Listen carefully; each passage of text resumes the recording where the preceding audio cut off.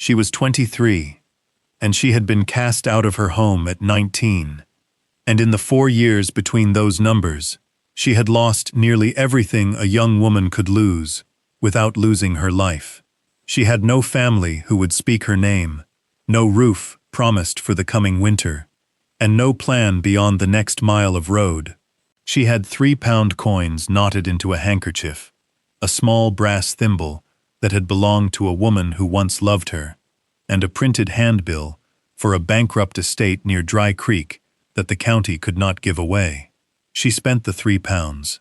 She bought the ruin, and what nobody knew, not the solicitor who sold it to her, nor the men who had emptied it years before, was that behind a wall of soot-black brick in the deepest corner of the cellar, something had been sealed and waiting for a very long time. Settle in and stay close. And tell us in the comments where you are watching from tonight, because this story is one that ought to be heard slowly. Charlotte Weaver had been born in the spring of 1847 in a narrow stone cottage on the edge of a market town in the West Riding, the only child of a wool buyer named Thomas Weaver and a quiet, capable woman called Anne. Her mother died of a fever when Charlotte was 11, and her father, who had loved his wife more than he had any words for, spent the following 2 years drinking through the small sums he had once counted so carefully, and married again, in the autumn of Charlotte's 14th year, to a widow from the neighboring parish named Susanna Ord. Susanna was not cruel in any way a court could name. She was thrifty, and she was watchful, and she had 2 grown sons of her own, who came to the cottage in muddy boots, and looked at Charlotte the way a farmer looks at a lamb that has grown too large to keep. She was told, plainly and without heat, that there was no longer room for her at her father's table, and that her father, who could not meet her eye, had signed a paper agreeing to it. She was 19 years old. She had a small trunk, a woolen shawl, the thimble in her pocket, and the 4 shillings her father pressed into her hand at the gate without a word. What had kept her upright in the years that followed was the training of a woman named Mrs. Harriet Bligh, who had been the housekeeper at the vicarage where Charlotte's mother had once worked before her marriage, and who had, out of loyalty to Anne, taken the motherless girl into the vicarage kitchen every Saturday from the age of 12. Mrs. Bligh was 62 and widowed, and had buried 2 children of her own, and she recognized in Charlotte a steady pair of hands and an unusual quality of attention. She taught the girl how to render a goose, and how to salt a ham, how to preserve fruit in stoneware jars, sealed with mutton fat and paper, how to make a lye from wood ash, and how to scrub a floor so that the boards showed their true grain. She taught her the plain stitches and the fine ones, and how to darn a stocking so cleanly the mend could not be found. She taught her to read a household account book and to keep one, in a neat sloping hand, with every farthing set down. And she taught her, without ever quite saying so, that the world was full of people who threw away what they did not know the worth of, and that a woman who could see the worth of a thing was never quite destitute. The thimble had been Mrs. Bligh's, given to Charlotte on the morning she left the parish for the first place of service Mrs. Bligh had arranged for her, a house near Ripon, where she worked as an under-housemaid for 8 months before the family let their staff go. It was a small thing, only brass, worn thin at the crown, from 40 years of pressing needles into linen, and inscribed on the inner rim with the letters H.B. in a careful engraver's script. Mrs. Bligh had put it into Charlotte's palm and closed her fingers over it, and told her that a thimble was a small tool, but that no serious work was done without one, and that she was to think of that when the work got hard. Charlotte had thought of it often. She had thought of it in the laundry at Ripon, and in the dairy at a farm outside Northallerton, and in the back kitchen of a public house near Thirsk, where she had cooked for drovers for 7 shillings a week, and she had thought of it in the workhouse infirmary at Bedale, where she had nursed an old woman through pneumonia in exchange for a bed and a bowl of broth. Mrs. Bly had died in the winter of Charlotte's 21st year, of a chest complaint she had ignored too long, and Charlotte had walked 11 miles through sleet to stand at the graveside, and had not been permitted, by the sons and daughters-in-law of the parish, to attend the small tea that followed. She had walked the 11 miles back the same afternoon, with the thimble in her pocket, and a hardness in her chest that had never quite left her. By her 23rd spring, she had drifted southward through a succession of small positions, each shorter than the last, and had come at length to a coaching inn on the edge of Dry Creek, a village in the low country, where the river ran shallow over pale stone, and the church tower listed a little to the west. It was there, on a wet Tuesday in April, that she had seen the handbill pinned to the wall beside the taproom door, advertising the sale by public tender of a small estate known as Halden Reach, the property of a bankrupt gentleman lately deceased, offered at any reasonable price to any purchaser who would take on the arrears of parish rates. She had read it twice, and then a third time, and she had gone to the counter and asked the innkeeper what he knew of the place, and he had told her, with the frankness of a man who had no interest in the matter, that the house had stood empty for 11 years, that the roof leaked in 3 places, that the gardens had gone back to nettle and bramble, and that no one in the county would give a pound for it, because the rates owing on it were nearly 9.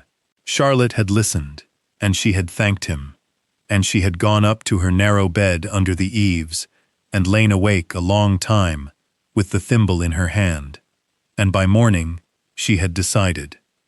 The morning she was turned out had been ordinary in its weather and in its light, which was the cruelty of it.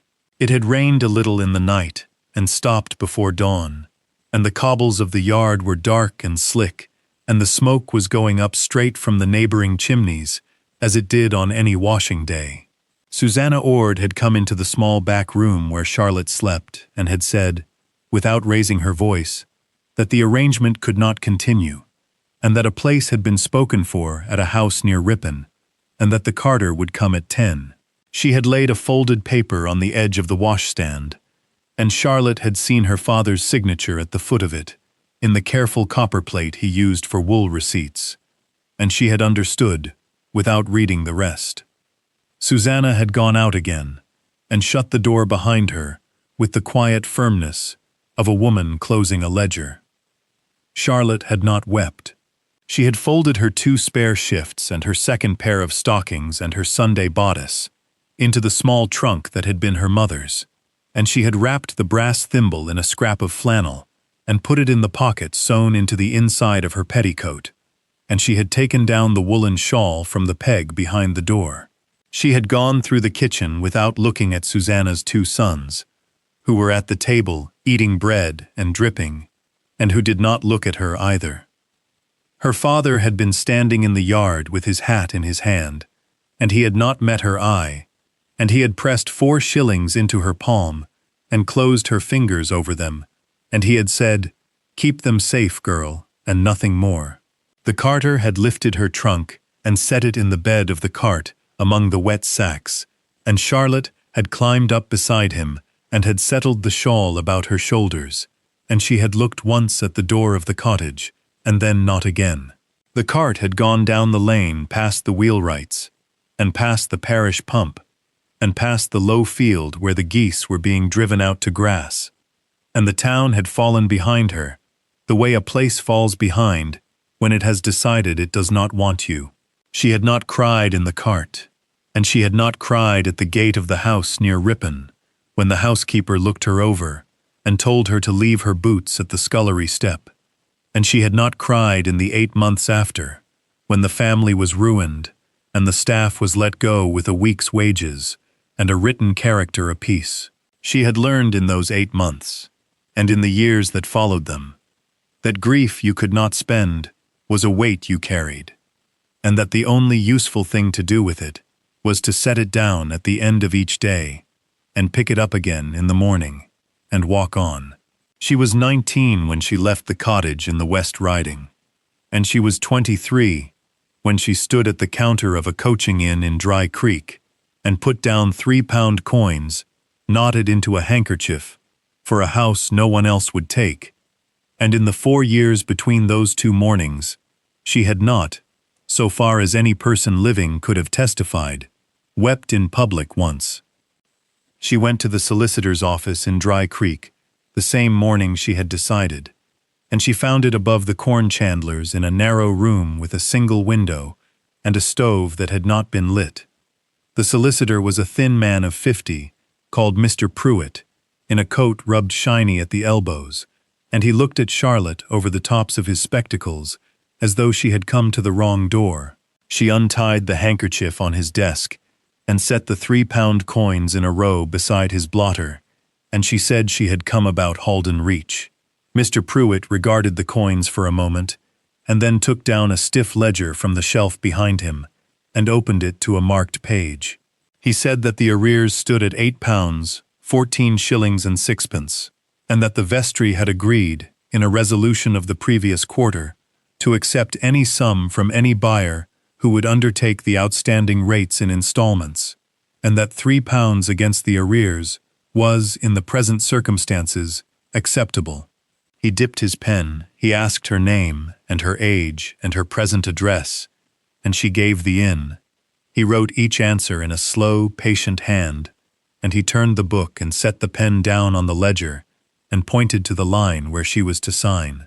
Charlotte signed her name in the round, sloping hand Mrs. Harriet Bligh had taught her at the vicarage kitchen table, and Mr. Pruitt blotted the ink and folded a receipt and pushed it across the desk with a heavy iron key beside it. The key was 6 inches long, black with age, and warm from the drawer it had lain in for 11 years. He told her that the lane to the house left the Dry Creek Road at the 2nd milestone north of the village and ran 3/4 of a mile through a stand of ash, and he told her that he wished her well in a voice that suggested he did not expect to see her again on any hopeful errand. Charlotte walked out into the wet street with the key in one pocket and the thimble in the other, and she went first to the baker's and bought a loaf for 2 pence and a small paper of tea for a penny halfpenny, and she went to the ironmonger's and asked for the cheapest tallow candles, and she came away with 6 for 4 pence and a tin cup thrown in for goodwill. She left her trunk at the inn under the eye of the innkeeper's wife, who had taken a quiet interest in her since morning, and she set out along the Dry Creek Road with the loaf under her shawl and the candles wrapped in the paper. The rain had cleared, and the sky had opened into that pale, uncertain blue of an April afternoon in the low country, and the hedgerows on either side of the road were already showing the first green of hawthorn, and there were primroses in the wet ditches. She passed the first milestone, and then the second, and she found the lane where Mr. Pruitt had said it would be, marked by a stone gatepost, leaning at a slight angle, and an iron gate half off its hinges, and wound about with old bindweed.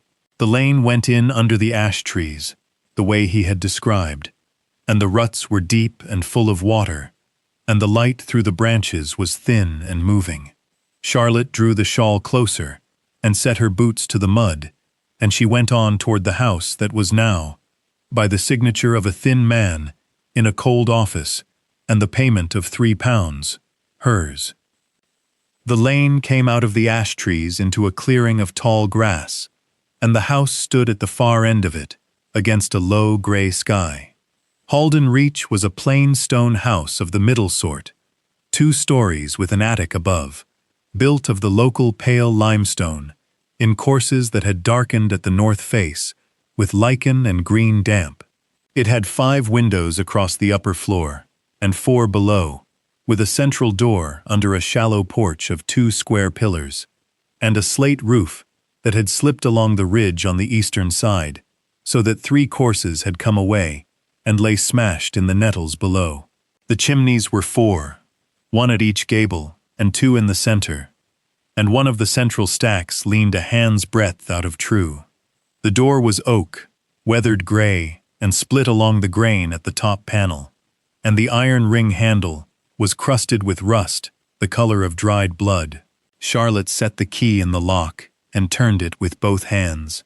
And after a stubborn moment, the wards fell back, and the door gave inward on hinges that groaned but held.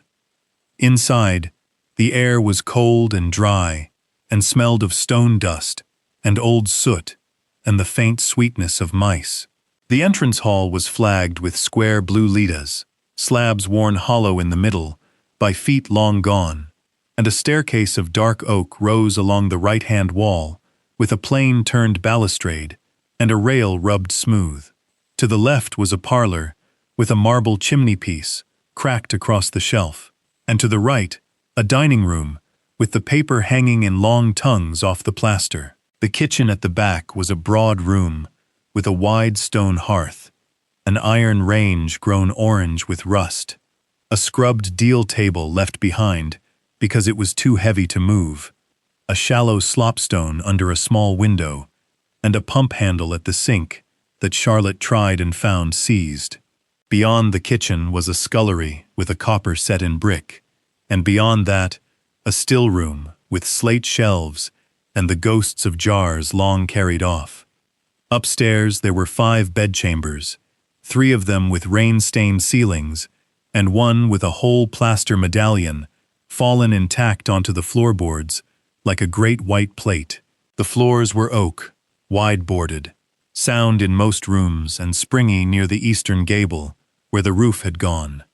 At the back of the kitchen, a low door under the stair opened on a flight of stone steps going down, and Charlotte held one of her candles to the darkness at the bottom and saw the cellar. The cellar was larger than the footprint of the kitchen above, vaulted in brick, with a floor of beaten earth and stone flags laid unevenly, and 3 low arches leading off into further rooms. It smelled of cold clay and iron.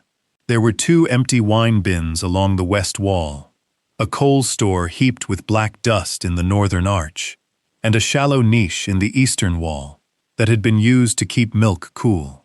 The deepest corner, at the southeastern extreme, was reached through the last of the 3 arches and ended in a plain wall of brick that did not match the rest. The other walls were of the same pale stone as the house, laid dry and mossy at the joints, but this last wall was of small dark bricks, blackened with soot, and set in a hard black mortar, and the courses were straight and neatly done in the manner of a man who had built it carefully and meant it to stay. Charlotte held the candle close and ran her fingers along the mortar and felt that it was sound. She stood there a long time before she went back up the stairs. She spent that first night in the kitchen, wrapped in her shawl, on a bed of dry sacks she found in the still room, with the loaf broken beside her and a tin cup of cold water from the yard butt. She slept badly and woke before light and lay listening to the house settling around her, and she thought about the sooted wall in the corner of the cellar and about what a careful man builds carefully and hides. In the morning she walked back to the village and spent 1 shilling and 3pence at the ironmonger's on a short-handled bricklayer's hammer, a cold chisel, and a small crowbar of good steel, and she carried them home wrapped in a piece of sacking. She waited until midday, when the light through the small grated cellar window was at its best, and she set 2 candles in the tin cup and a third on a flat stone, and she took the chisel to the mortar of the sooted wall at shoulder height, midway along its length. The mortar was hard, but not so hard as it had looked, and it powdered away under patient blows, and after 2 hours she had freed the first brick and drawn it out, and a breath of dead, dry air came out of the hole and put one of the candles out. Charlotte lit it again from the second, and put her eye to the gap, and saw only blackness, and she went back to work with the chisel and the little hammer. By the middle of the afternoon she had taken down a courses-wide opening, the size of a small door, and she had stacked the bricks in a neat row against the opposite wall, the way Mrs. Harriet Bligh had taught her to stack anything worth keeping. Behind the wall was a chamber no larger than a scullery, brick-vaulted, with a floor of dressed flagstones and a shelf of oak boards running the length of the far side. On the shelf, set out in the orderly manner of a man who expected no one and hoped for one, stood a small iron-bound chest, 3 stoneware jars sealed with wax, a leather satchel gone stiff with age, a bundle of ledgers tied with twine, and a folded paper weighted with a river stone. Charlotte set her candle on the shelf and lifted the paper first, because Mrs. Bly had taught her that words came before goods, and that a letter left behind was owed the courtesy of being read. She untied the twine and unfolded the paper on the flat of the shelf. The hand was a fine, clerkly hand of the older sort, slightly faded, but wholly legible, and she read it by the candle standing beside her, while the cellar was quiet around her. To whoever finds this, and I pray it be a person in want, and not a person in plenty. My name is Edmund Halden, of Halden Reach, in the parish of Dry Creek, formerly clerk to the wool staple at Salisbury, and afterwards a small landholder in this county, for 31 years. I am writing in the autumn of 1853, being 68 years of age, and not in good health, and having no living child, my daughter Mary having died in her 15th year of a fever, and my wife Ellen, 4 winters after, of grief and cold. I have been these last 3 years the object of a suit by my former partner, Mr. Josiah Peake of this county, who has, by forged papers and the connivance of the county clerk, contrived to bring my affairs to ruin and my name to disgrace, and who will, I believe, have this house, at the fall of the hammer, within the 12-month. What I leave behind this wall, I leave for the finder. It is what I could save from the fraud that took the rest. In the chest are 182 sovereigns and a small parcel of my wife's jewelry, which is not grand, but is gold. In the jars are silver coins and a roll of banknotes upon the Wiltshire Bank. In the satchel are the true ledgers of my business, kept in my own hand, and the forged papers of Mr. Peake copied out beside them for any who cares to see. Use the money as you have need. Use the ledgers as you see fit. I ask only that if you can, you bury me, and my Ellen and my Mary, decently in the churchyard, our stones being neglected these many years, and that you plant a rose upon the mound. I hope you are young. I hope you have work in you. I hope this house is kinder to you than it has been to me. Edmund Halden, 14th of October, 1853. Charlotte read the letter through once, and then a second time, and then she sat down on the flags with her back against the shelf, and pressed the brass thimble in her petticoat pocket, between her thumb and finger, and for the first time in 4 years, she wept, quietly, in a place where no living person could testify to it. In the morning, Charlotte carried the iron-bound chest up the cellar stairs, one careful step at a time, set it on the scrubbed deal table in the kitchen, and counted the sovereigns into stacks of 10 by the light of the small window over the slopstone. She counted them twice. There were 182, as Edmund Halden had written. She wrapped 10 of them in a scrap of flannel and put them in her petticoat pocket beside the thimble. The rest she returned to the chest and carried the chest up to the smallest of the 5 bedchambers, where the floor was soundest, and set it beneath the boards she lifted, with the small crowbar, and laid back down. She walked to the village that afternoon, and went first to Mr. Pruitt above the corn chandler's, and laid down the £8, 14 shillings and 6pence of the arrears in coin, and Mr. Pruitt, who had lit the stove now, wrote her a clean receipt in his slow, patient hand, and marked the vestry book paid in full. She then laid the leather satchel on his desk, and asked him to look at what was in it. Mr. Pruitt read for 3/4 of an hour without speaking, turned the true ledger and the copied forgery side by side under the lamp, closed the satchel, and said the matter would go before the county in its proper course, and would want a solicitor in Salisbury he knew, a Mr. Aldwin, and that he would write that evening. He asked Charlotte for nothing beyond her signature on a letter of instruction. She signed in Mrs. Harriet Bly's round, sloping hand. The roof came first, because Edmund Halden had written that the finder should have work in her. Charlotte walked to the yard of Mr. Reuben Ashcombe, slater and mason, 61 years old, thick in the shoulder, missing the top joint of his left index finger from a fall as a boy, and asked him to see the eastern gable. Mr. Ashcombe came on a Thursday with a boy of 14 named Peter Marley, who carried the ridge tiles up the ladder, one at a time. They stripped the loose slates, cut new laths of larch, nailed them with copper nails, and relaid the slope in courses of Cornish slate at 3 and 6pence the square yard.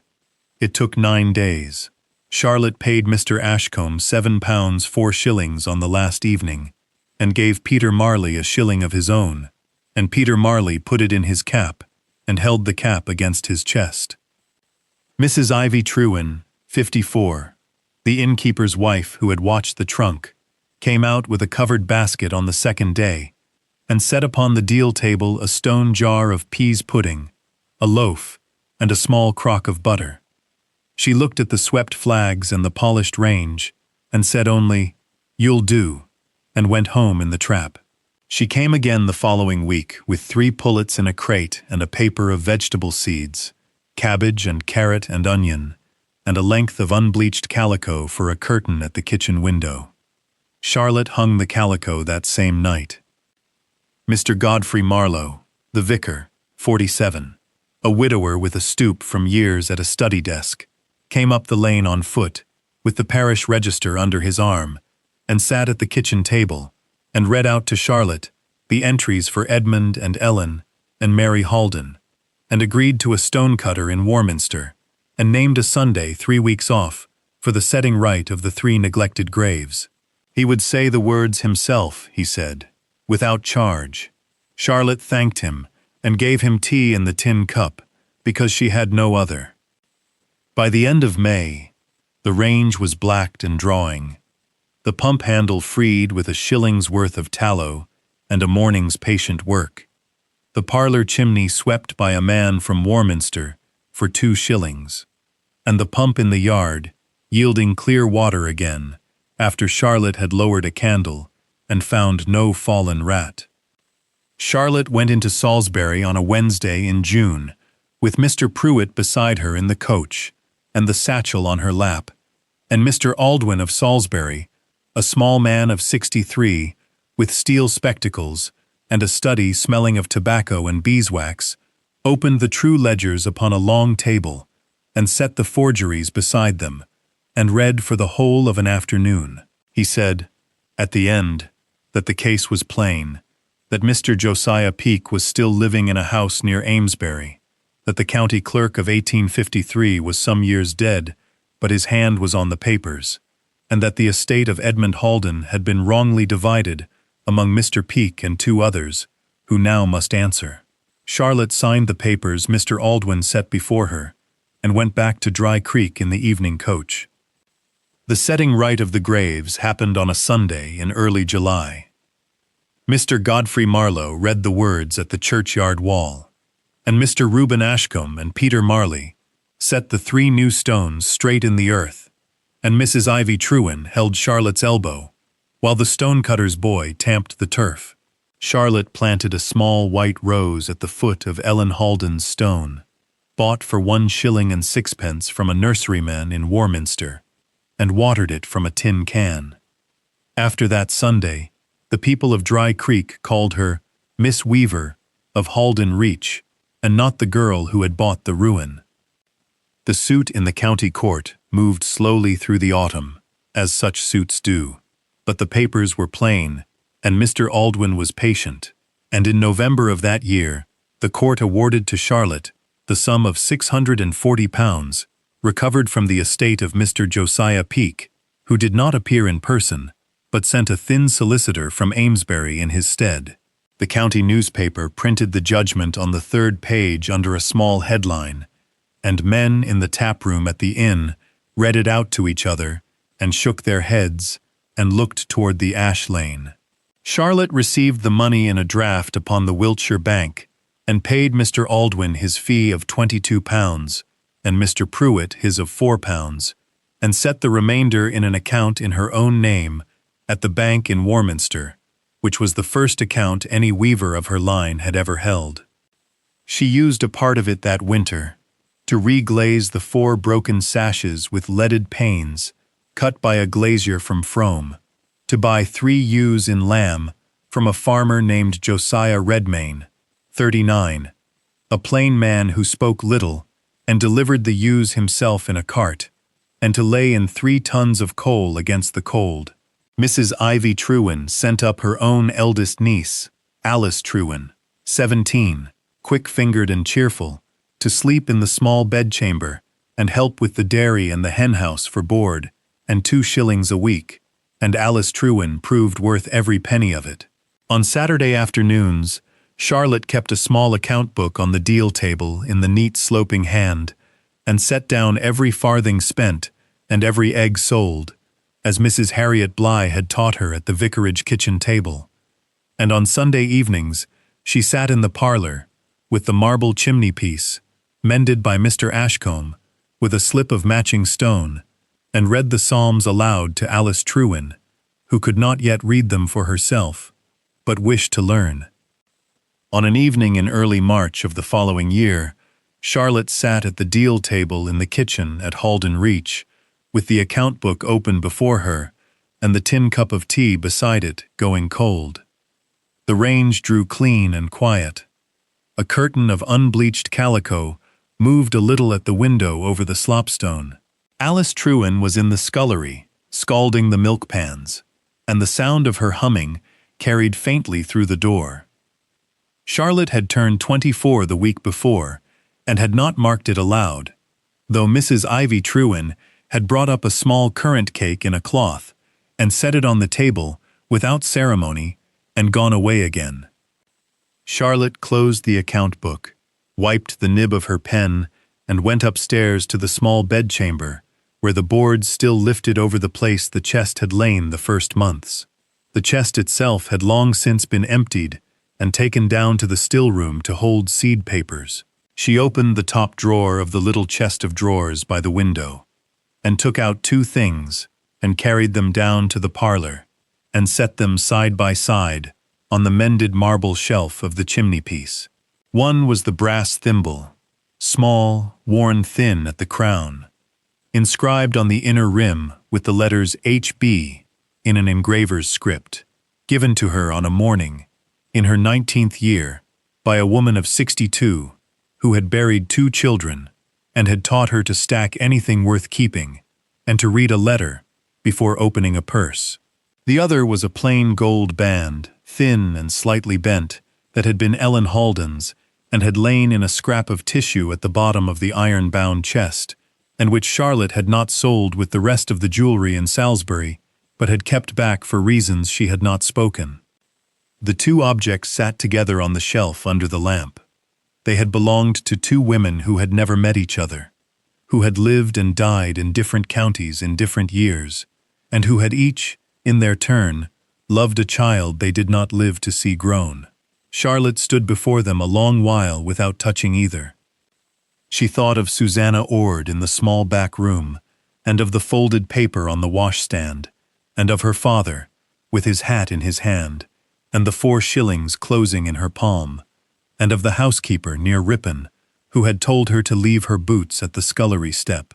She thought of Mr. Josiah Peake, who had never come to answer for himself, and of the county clerk of 1853, whose handwriting had outlived him and testified against him.